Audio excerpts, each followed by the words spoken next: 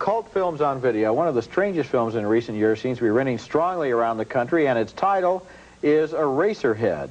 This was the first work by David Lynch, who went on to make Elephant Man, Dune, and the controversial new film Blue Velvet. Eraserhead is weirder than all three of those films put together. It takes place in a world that maybe looks a little like ours. It has things like steam radiators in it anyway. But apparently this is a different universe, a different world, and it stars John Nance as a frightened man who lives in that world of shadows and evil moments, threats and bizarre visions. To give you an idea of the film style, here's the scene where he goes to his girlfriend's house for dinner. Do I just cut them up like regular chickens? Sure, just cut them up like regular chickens.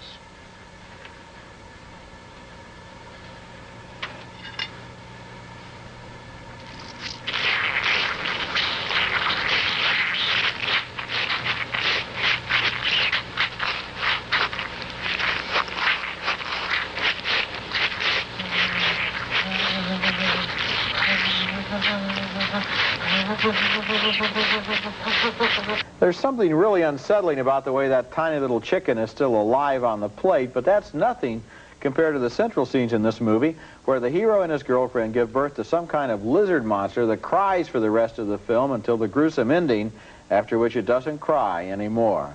The best thing about Eraserhead is the way it creates an absolutely original, threatening universe. Nothing in this movie seems reassuring or familiar. But one note, by the way, because I watched it just in the last couple of days on video, the movie is shot in a lot of darkness and shadows, and it's hard to see some of the details, if you watch it on video, details that would be clear in a movie theater. Now, I didn't like the film when it came out. I still don't like it. I'm trying to figure out what is the appeal of it. First of all, it's very confusing to follow, but I'm trying to think that it is more of the college-age crowd that is embracing this film, and maybe they feel so alienated by the world around them that all the threats that are involved in this guy are all the kind of subconscious and sometimes conscious threats that they feel themselves. This, I mean, they don't identify with this guy as much as they identify with what is coming at him. I'll tell you what it reminds me of. This film reminds me of a film made 55 years ago called L'Age d'Or by Salvador Dali and Louis Buñuel, one of the great masterpieces of surrealism. Both films have very disgusting images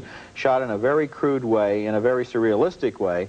And in the 60s, I think it might have been called a bad trip. Sometimes people want to go on one. It just makes them feel kind of creepy, and that's maybe what they're looking for. Okay.